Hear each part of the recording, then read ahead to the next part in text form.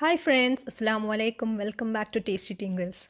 Hope all of you are doing good, happy, healthy, and safe. I'm doing good too, Alhamdulillah. So today I'm here with a sweet recipe as it is Diwali occasions, everything. So I know I am a bit late, so it's a belated Diwali wishes.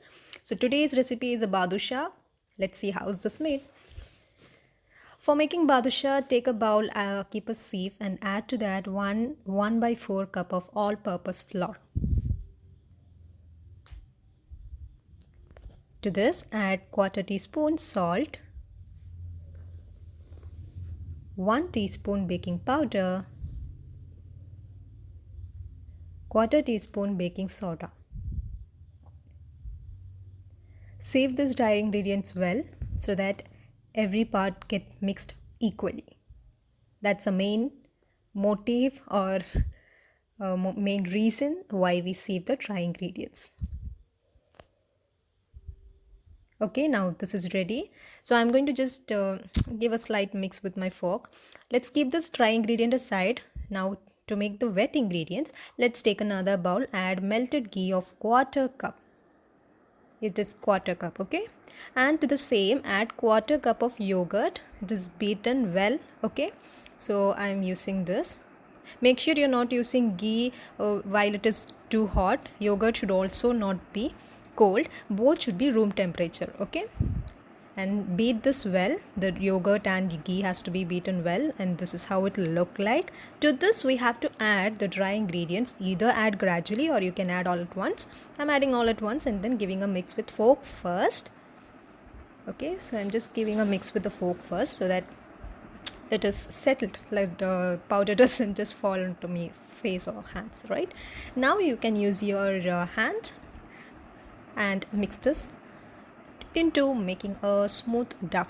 Okay, so you have one thing that you have to make sure here is you are not giving much of pressure. You see, I'm just using my fingers and then it is really quickly getting into a nice soft dough, right? So you just have to press it with your fingers and then make, because the texture that we need for badusha has to be obtained. If you give more pressure like how you make chapati or patiri dough, then you will not get the texture that it has to be.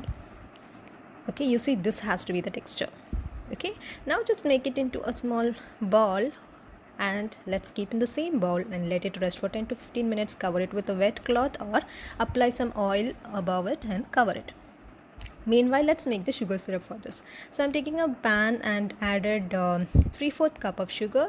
In the same cup, 3/4 cup of water is also added. Okay, 1 cardamom. You can either add it like that or crush and add it, or make, if you have a powder you can add the powder. A pinch of salt and saffron. It's completely optional. If you do not have saffron, do not worry, you don't have to add it. Now let's cook this. My intention is only to make the sugar melt. Okay, so I'm keeping this in medium flame and cooking it for about 8 minutes. Okay, because I'm not making any 1 string consistency or 2 string consistency. I just want the sugar to be completely melted off. See, it is not even a consistent, but it is obviously into honey like thickness. Okay, so that is done. I turned off the flame and kept it aside.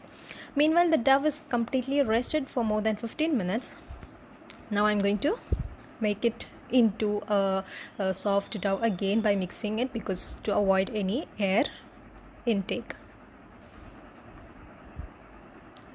So I'm just giving a nice mix with my fingers again. See, I'm not giving any pressure. Okay, so now let's make small balls out of this. Okay, I'm going to take a small ball out of this and then giving folding it inward or fold it outward as that is convenient for you, and make it into a small ball like this. Okay, by folding it into inward or backward. After that, just keep rotating it in, keeping it in between your two palms. This is the step done to obtain the proper shape or the texture of the badusha. Okay, now you see, after making that, I've just gently pressed it and I'm using my thumb to press it in the center and make a shape like this. It's clear, right? You have to press it. Even if you press as much as possible, as deep as possible, it is good. but don't break it. Okay, so I have made some 6 ready, and the rest I've covered with the wet cloth again. While oil has heated up and keeping the flame completely low, I'm adding each badusha into it. Okay, and now we have to slowly cook this. You see the flame is low. Slowly cook this, and by changing the sides so that it is getting equally cooked. This has to be done until the badusha turns golden brown color. It is time consuming, because if you don't wait like this, if you keep in medium flame or high flame and cook it, what happens is the inside will not be cooked. Just the outer part will be looking like brown color or even darker than brown, but when you bite it, no, inside will be more like a duff itself. So now you see it's golden brown color and it's perfect. Now let's take it out. Let's strain this out and keep it aside in a kitchen dish or a plate.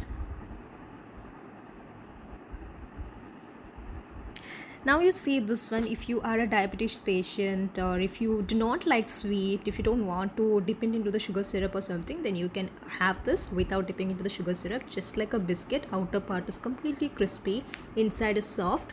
It's really tasty. I loved it this way as well. So you can try it that way. Now if you are to put it in sugar syrup, you have to warm the sugar syrup a little, only then. This is the main step. Okay, you should not keep it in cold sugar syrup. It has to be kept in warm sugar syrup. So each side I'm keeping for 3 minutes each. If you want more juicy inside, you can keep more than that. So now after keeping one side for 3 minutes, I'm changing the other side and keeping it for 3 minutes again.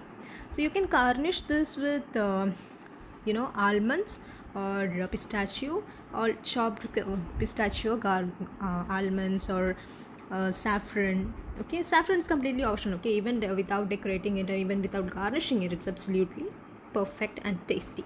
So this is simple recipe. If you like my video, please hit like.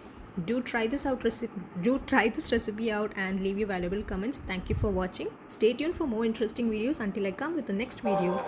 Take care. Thank you.